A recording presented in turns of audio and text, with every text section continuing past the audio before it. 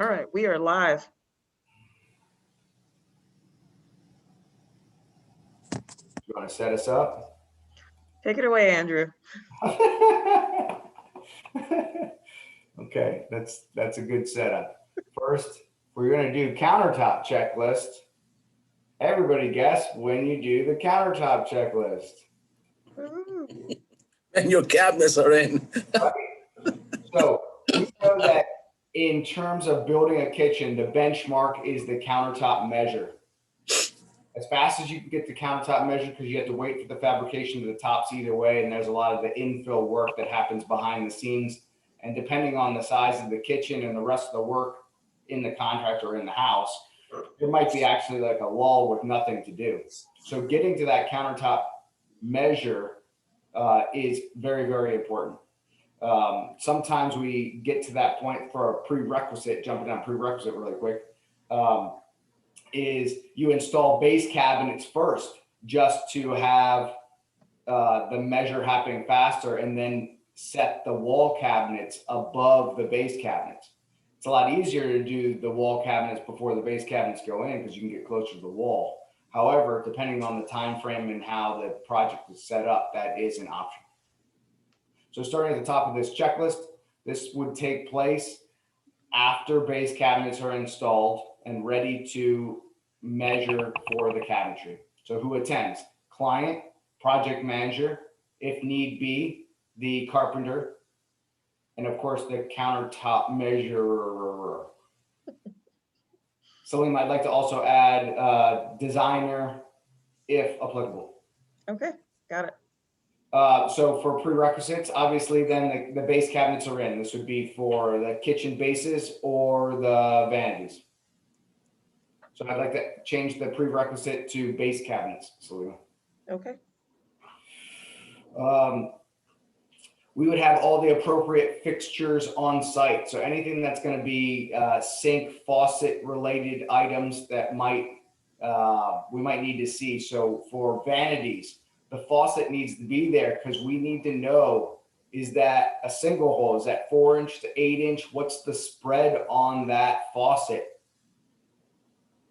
We've never made that mistake before. So that's why we have this checklist, right?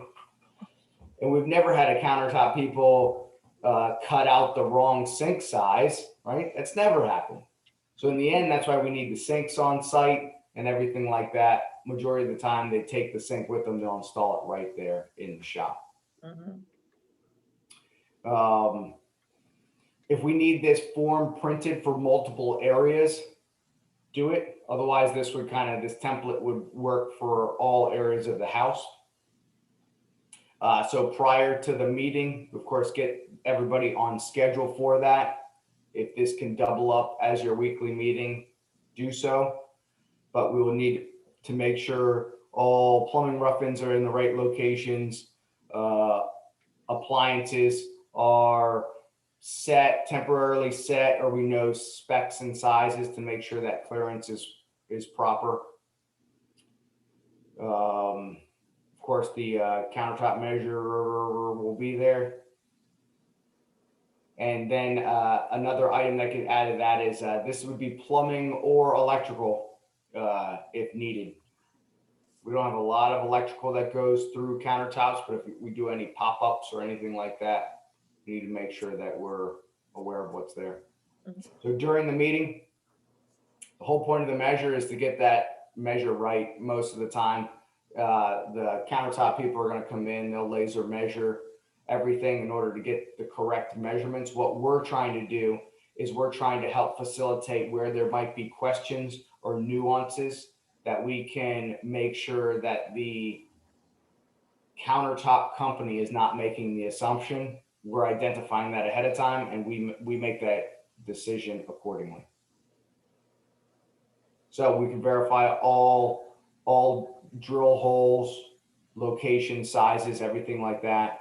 Coming down, we want to confirm edging. Note that there might be different edging within one project. It's not unusual for an island countertop to have a different edge profile than the perimeter. A lot of times, if we're doing like a DuPont edge or waterfall edge or something along those lines might be full bullnose, something like that. That upgraded edging, a lot of times the clients don't opt to do around the whole perimeter, just like the kitchen behind me, not doing around the whole perimeter, but might dress up the island a little bit differently, especially if it was a different countertop. If they haven't done so, most of those decisions would be deliberate with the designer, but this would be the last chance if the client wanted to upgrade from a half bullnose to a full bullnose or something like that. Very important is going to be overhangs, radiuses, things like that. We run into that a little bit more on islands. We typically put into all the estimate in the contract support brackets underneath. Those would be hidden brackets, as we know that islands could have legs on them as well in conjunction with those same brackets. So we need to talk through, have the brackets ready. Those should be installed for the countertop measure so the countertop people can see that and account for it. Sometimes they're provided and installed by the countertop company, Andrew. So we got to work our way through that. Mhm. That should be maybe added to this checklist, who and how. Yep. For depth of overhang, of course, realize that whatever's in the drawings and specified for overhang is what would have been initially quoted. So if the client, if we have a 12-inch overhang and the client really wants a 16-inch overhang, that's not a problem as long as clearance and everything else works. But there's going to be an additional charge for that additional 4 inches by, say, an 8-foot island. It ends up to be a decent amount of square footage that gets added in. So that would be where like an additional workload would come into play. Also, once the cabinetry is installed, they'll see different, you'll be able to visualize different radiuses of what can actually happen. Some of the details of when cabinetry ends on a wall and then a peninsula starts. How does the peninsula start? Does it start at the end of the cabinetry, or does it turn and come out another 4 inches to be towards the end of that drywalled wall?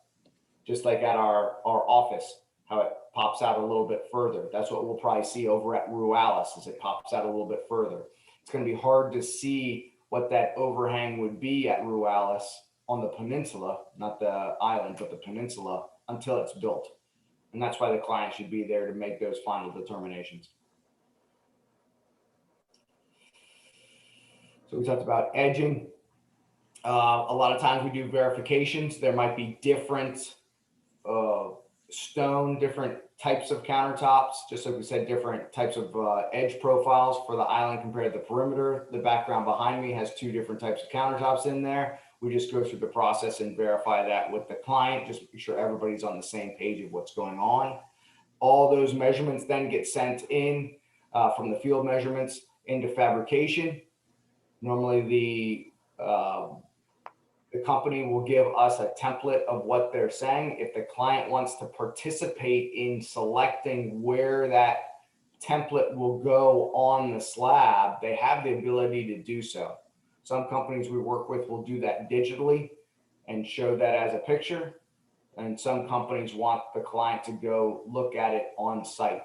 If the client wants to go look at it on site, then they need to be available on that day at that time. And that tends to be a very big time crunch for a sign off.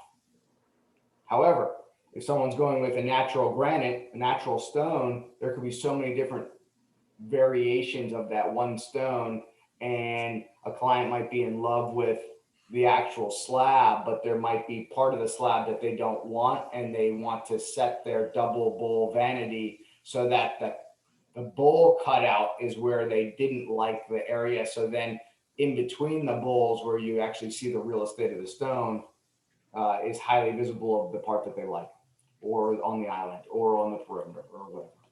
So coordinate with them if they're going to do a sign off on the actual template layout.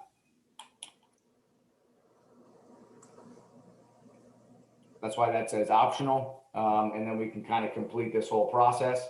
You'll of course get a timeline from the fabricator of when you think that install is going to be. and that should be part of the final sign off that comes into the office. So once you get this checklist done, post it to Slack, tag the DOP.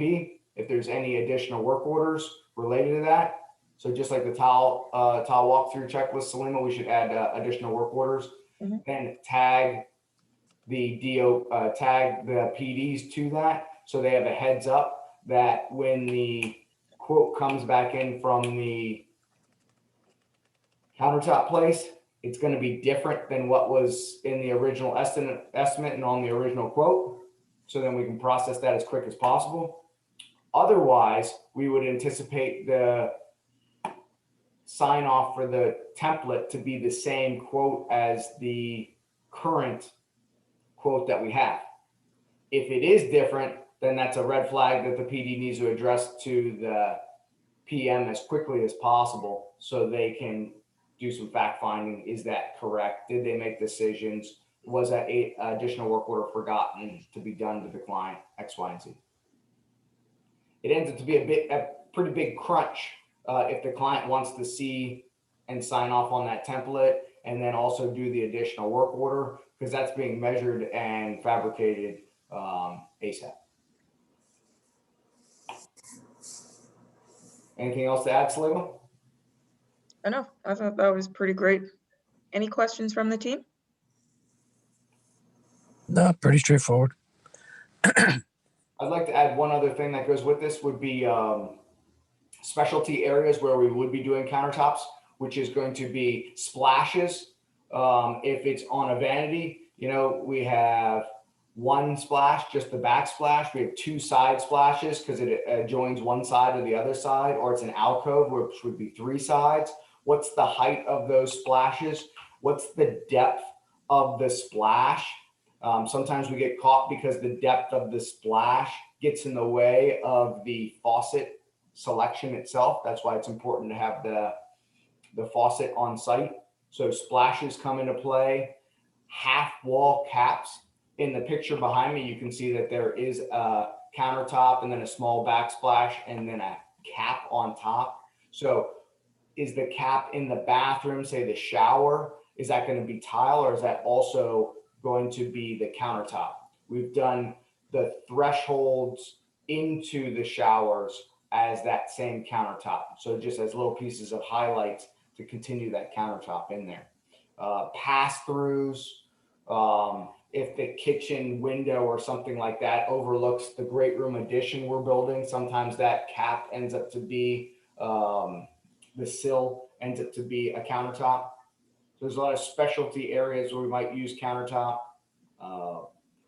tub decks, something like that. So all those areas just need to be verified and signed off on. So the client and the fabricator and us are all on the same page of what to expect of how that installation will come together. Awesome, sounds good. I will make edits that Andrew mentioned, and then I will email it out to the team. If you have more feedback, please send it to me. And in that email, I will have the recording of this training as well. All right, thank you. Don't go yet.